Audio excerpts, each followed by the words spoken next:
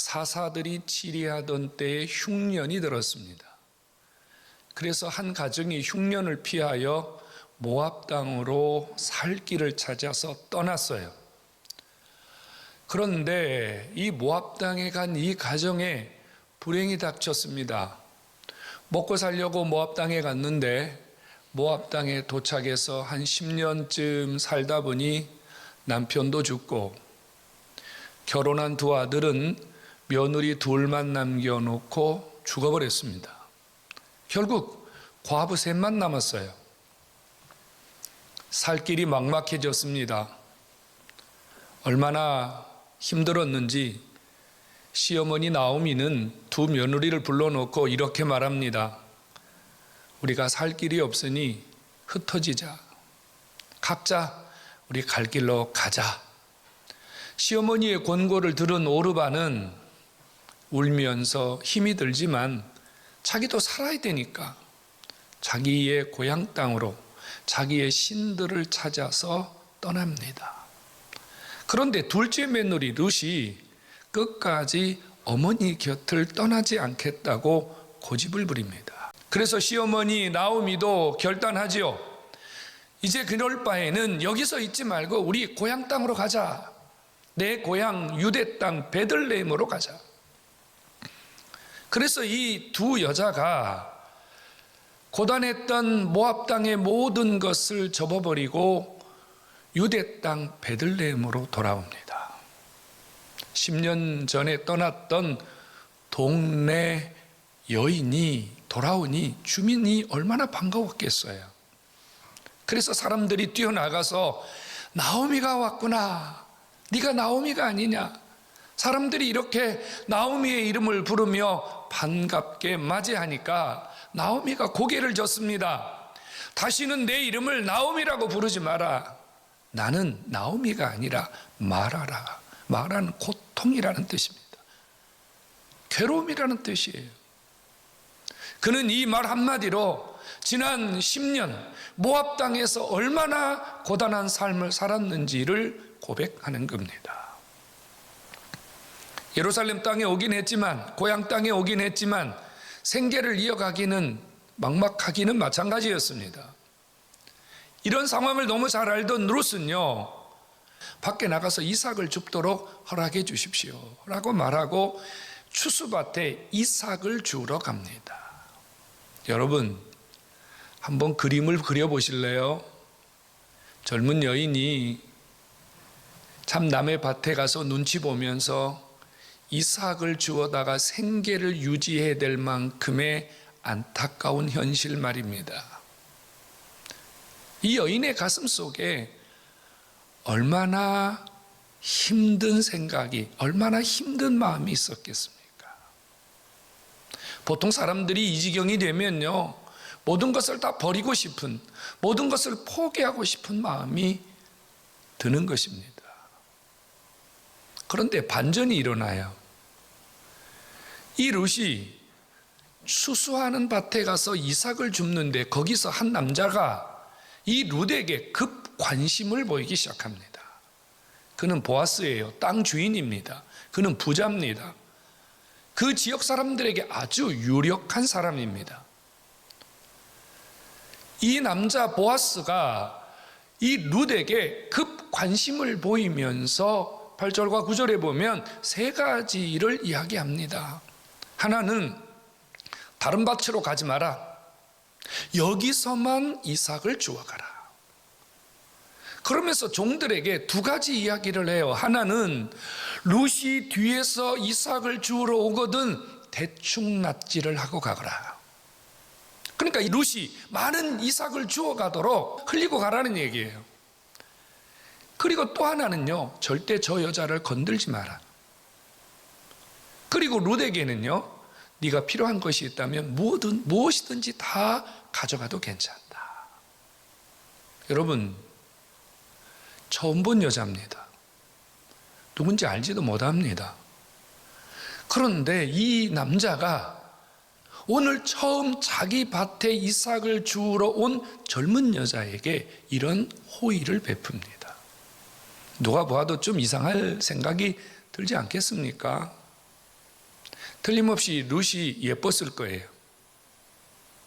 틀림없이 아마 룻이 모든 사람의 관심을 받기에 충분했을 것입니다. 그렇다면 이 보아스가 룻에 대해서 나쁜 생각을 가지고 이런 일을 했을까요? 보아스가 룻에 대해서 지나친 관심을 가지고 있는 것이 룻에게도 엄청 부담이었나 봅니다. 그래서 룻이 그 보아스 앞에 가서 넙죽 엎드려서 이렇게 말하죠. 당신은 내가 누구인지도 모르면서 왜 나에게 이렇게 과한 은혜를 베풉니까? 내가 감당할 수가 없으니까 나에게 관심을 거두어 주십시오라고 부탁하지요. 맞는 거죠, 여러분. 왜 보아스가 이렇게 룻에게 관심을 갖는 것입니까? 만일 여러분들이 이 룻과 같은 상황에 처한다면 여러분 이것을 호의로 받겠습니까? 부담으로 받겠습니까?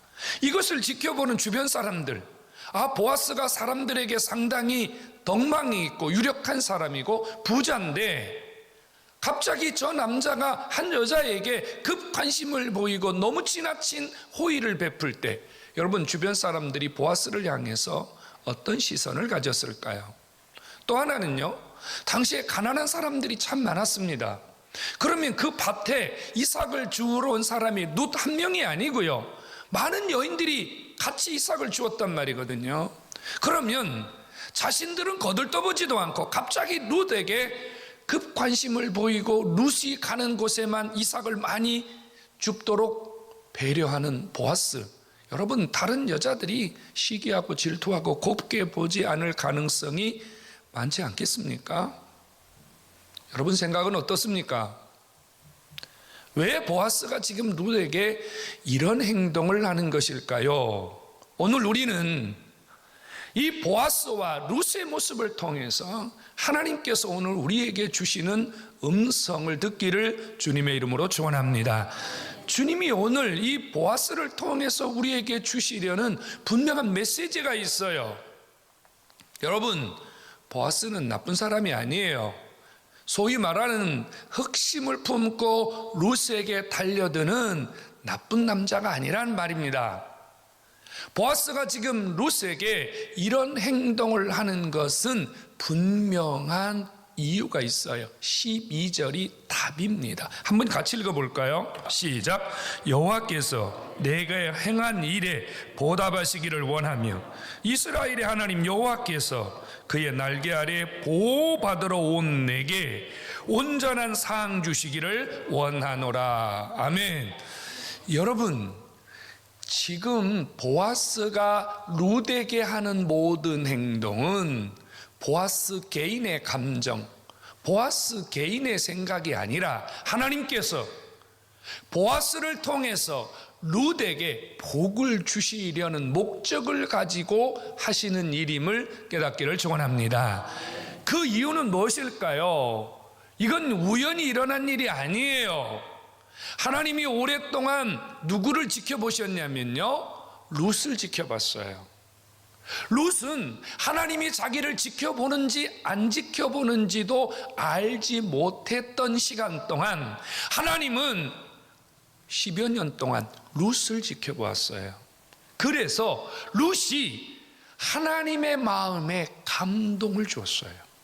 하나님이 룻을 향하여 내가 저 여자에게 복을 줘야 되겠다, 내가 저 여자가 행한 일에 대하여 보답 결과를 줘야 되겠다, 하나님이 이렇게 마음을 작정하시고 하나님이 이 보아스라고 하는 하나님의 복을 줄 수 있는 복받은 사람을 통해서 룻에게 복을 주시고 계심을 깨닫기를 축원합니다.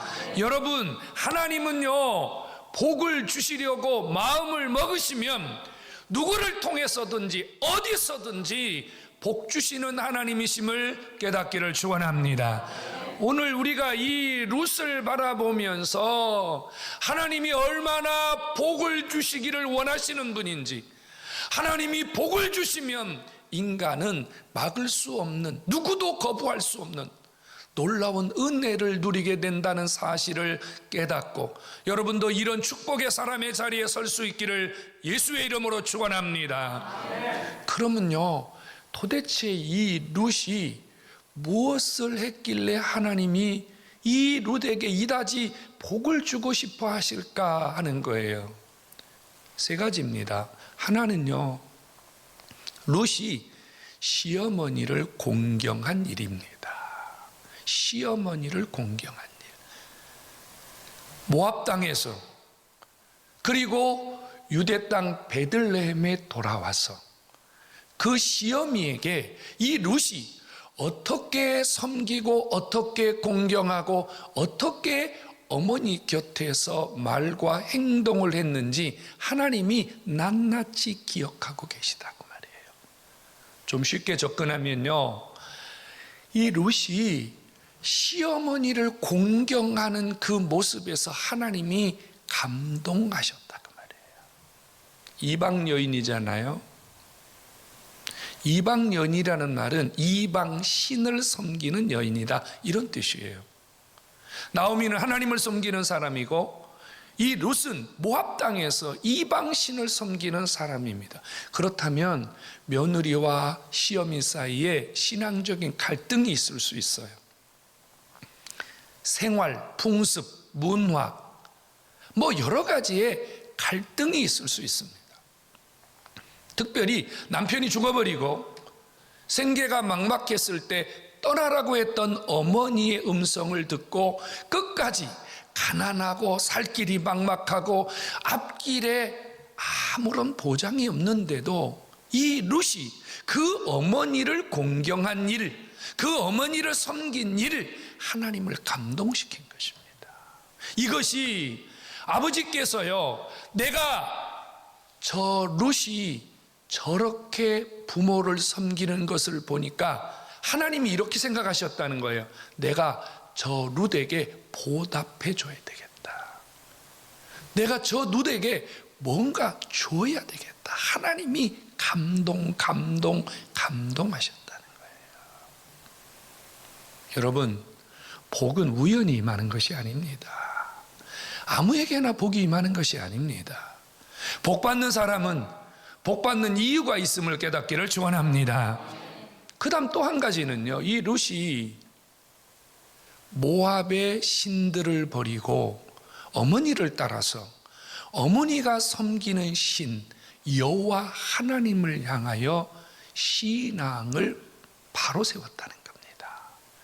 여기 분명히 이렇게 말하지 않았습니까? 하나님을 섬기러 온 너에게. 그러니까 이 룻이요, 확실한 신앙, 확실한 믿음, 확실한 신앙적 삶을 가지고 주님을 공경했다는 사실이 증명이 되는 거예요. 여러분, 하나님 어떤 분이십니까? 당신의 자녀, 하나님을 섬기고 믿음으로 살겠다고 하는 하나님의 백성들을 끝까지 책임지시고 끝까지 보호하시고 그에게 은혜를 주시는 하나님이심을 깨닫기를 축원합니다. 여러분, 불신앙자가, 하나님의 자녀가 아니었던 자가 내가 하나님 자녀로 살겠습니다, 내가 믿음으로 살겠습니다, 그리고 주님 앞에 나왔는데 아버지가 어찌 그를 버리시겠냐 그 말입니다. 여러분, 신앙을 바꾼다는 것은 쉬운 일이 아니에요. 정말로 어려운 일입니다. 룻은 태어나면서부터 모압 땅에서 여러 가지 신을 섬겼습니다. 그런 토착화된, 자기 몸에 배어버린 그런 이방 신들을 버리고 하나님을 섬기러 온다, 쉬운 결정이 아닙니다. 하나님이 복 주시는 사람 어떤 사람입니까? 우상을 버리고 이방신을 버리고 하나님을 섬기고 하나님을 향하여 바른 신앙을 가지면 아버지가 복 주시는 줄로 믿기를 축원합니다. 또 한 가지는요, 이 룻은 아주 성실하고 아주 근면한 여자입니다. 보아스가요, 그 자기 밭에서 이삭을 줍는 여자들 중에 룻을 주목하게 된 이유가 뭔 줄 아십니까? 다른 사람들은요, 이삭을 주우러 왔으면서 그렇게 성실하지 않았습니다. 최선을 다하지 않았습니다. 그런데 이 룻의 모습은요, 2장 7절에 보면요, 하루 종일 아주 잠시 쉬는 시간 외에는 허리를 펴지 않고 자기 일에 성실하더라, 이 말입니다.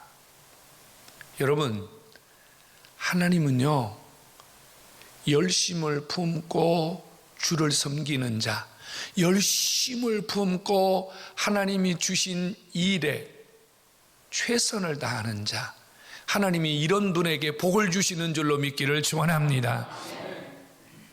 여러분, 이 룻은 성실함, 신실함, 근면, 이런 단어들이 이 룻에게 아주 적합한 사람이었다는 사실을 주목해야 됩니다.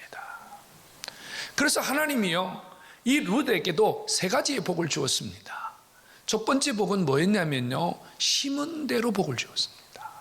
행한 대로 복을 주었습니다. 여러분, 오늘 여러분 이 설교에서 여러분이 꼭 기억해야 될 것은 무엇인가 하면 보답하시는 하나님이십니다. 보답한다는 말이 무엇입니까? 근거를 가지고 복을 준다는 얘기입니다. 근거 말입니다. 이 룻은 하나님이 보실 때 복받을 만한 확실한 근거가 있었다는 거예요. 하나님 만홀히 여김을 받지 아니하시나니 사람이 무엇으로 심든지 하나님이 그대로 거두게 하실 뿐 아니라 거기에 30배, 60배, 100배의 복을 더하시는 주님이심을 믿기를 축원합니다. 근거가 있어야 돼요. 근거. 또 하나는요, 하나님이 이 불쌍한 여자에게 어떤 은혜를 주셨습니까? 주님의 날개 아래서 보호해 주겠다는 겁니다. 여러분, 이보다 더 큰 은혜가 있을까요? 의지할 데도 없고 앞으로 살아갈 계획도 막막하고 무슨 일어날지 모르는 불확실한 미래를 가지고 있던 이 여인에게 하나님이 울타리가 되어주신다는 말이에요. 보아스가 부자긴 하고 유력한 자이긴 하지만 여러분, 보아스가 도와주고 보아스가 울타리가 되어주는 것이 더 좋습니까? 하나님이 보호자가 되고 하나님이 울타리가 되어주는 것이 더 좋습니까? 크신 하나님, 위대하신 하나님, 전능하신 하나님, 당신의 날개에 그늘을 펴서 룻을 하나님이 절대 안전한 복으로 이끄심을 믿으시기를 축원합니다. 여러분, 이 복은요, 불가항력적 복이라 그래요. 불가항력적 복. 이것은 누구도 막을 수 없는 복, 아무도 막을 수 없는 복. 오늘 우리에게도 이런 복이 필요하지 않습니까? 이런 복도 바로 여러분의 복이 되기를 주의 이름으로 축원합니다. 그리고 주님이 한 가지요, 온전한 상을 주시겠다, 이렇게 말해요. 이 온전한 상이라는 것은 무슨 뜻이냐면요, 룻이 행한 모든 것에 대하여 하나님이 낱낱이 기억하셨다가 하나라도 빠짐이 없이 복을 주실 뿐 아니라 앞으로 하나님이 룻이 사는 동안 필요한 모든 것을 완벽하게 공급하시겠다고 하는 미래적인 축복입니다. 미래적인 축복. 여러분, 우리에겐 오늘의 복도 중요하지만 내일의 복이 더 중요해요. 그렇지 않아요? 오늘까지는 건강하게 살았는데 내일 병들면 어떻게 해요? 오늘까지는 그럭저럭 큰 문제 없이 살았는데 1년 후에 5년 후에 모든 것을 잃어버린다면 여러분, 이거 얼마나 불행한 일입니까? 그런데 하나님은요, 롯에게 이런 은혜를 주세요. 롯에게 지난 10년 힘들었어요. 지난 10년 가난했어요. 지난 10년 동안 마음이 힘들었어요. 그런데 하나님이요, 온전한 상을 주어서 앞으로 사는 룻의 날들은 복의 날로, 해피한 날로, 근심 걱정이 없는 날로 아버지가 복 주신다는 약속 믿으시기를 주의 이름으로 축원합니다. 여러분, 이 롯은요, 하나님의 이 음성을 듣고 주님 앞에 납작 엎드렸습니다. 그리고 이렇게 말하죠. 내가 이런 은혜를 입기를 원합니다. 이 말은요, 내가 지금까지도 복받을 삶을 살았지만 그것이 하나님에게 복이 되어진다면 앞으로도 이런 삶을 계속 살겠다고 하는 고백을 하는 거예요. 아시죠, 여러분? 룻을 통해서, 보아스를 통해서 누가 왔어요? 다윗이 왔어요. 거기에서 누가 왔어요? 주님이 오셨어요. 여러분, 위대하신 하나님, 보잘것없는 한 여인을 통해서 하나님의 놀라운 일을 이루어 가시는 이 축복을 바라보면서 여러분도 이런 주인공이 될 수 있기를 주님의 이름으로 축복합니다. 여러분, 우리의 삶도 많이 고단하잖아요. 그래서 우리도 가끔 이런 생각을 해요. 내 인생을 바꿀 수 있는 길은 없을까? 내 인생도 조금 활짝 피는 날이 없을까? 이런 고민하시는 분들 참 많잖아요, 여러분. 근데 여러분, 우리가 오늘 분명히 기억해야 할 것은요, 룻이 인생을 바꾼 것은 자신의 의지가 아니라 하나님의 개입이었다는 사실을 믿으시기를 축원합니다. 여러분, 하나님이 내 인생을 바꿔주셔야 돼요. 하나님이 내 인생을 들어주셔야 돼요. 하나님이 내 인생을 처음부터 끝까지 다 만져주실 때 우리의 인생도 완전한 변화, 완전한 축복, 누구도 따라올 수 없는, 막을 수 없는 은혜가 우리 속에 임하는 줄로 믿으시기를 축원합니다. 여러분, 하나님에게 복을 받기를 사모하시기 바랍니다. 주님의 복을 사모해야 돼요. 주님의 복. 주님이 내게 주실 복을 바라봐야 돼요. 이것이 중요해요. 하나님 그냥 복 주시지 않는다고 말씀드렸잖아요. 하나님이 우리에게 복 주실 때는 뭐를 보시냐면요, 근거를 보신단 말이에요. 근거. 내가 너에게 뭐를 보답하면 좋겠느냐, 내가 너에게 무엇을 보답하면 좋겠느냐. 여러분, 복받을 근거가 뭘까요? 이거 너무너무 중요해요. 복을 받는 분들 보면요, 뭔가 다르더라고요. 많이 달라요. 1대, 2대, 3대, 4대 복받을 징검다리를 가지고 있는 사람들이 그렇지 못한 사람보다 훨씬 복을 많이 받아요. 어머니, 아버지가 눈물 흘린 기도요, 절대로 땅에 떨어지지 않습니다. 여러분, 성경이 이렇게 말씀하는 거 기억합니까? 선지자의 이름으로 냉수 한 그릇 대접한 것까지 내가 결단코 상을 잊지 않을 것이다. 여러분, 이 말씀 기억합니까? 분명히 하나님이 복받을 근거를 가지고 우리를 찾아오시고 그 복받을 근거를 중심으로 하나님이 내가 주님을 섬기고 내가 주님에게 헌신하고 내가 주님을 위해 살았던 것보다 30배, 60배, 100배를 더하시는 기적을 더하여 주신다는 사실을 믿으시기를 축원합니다.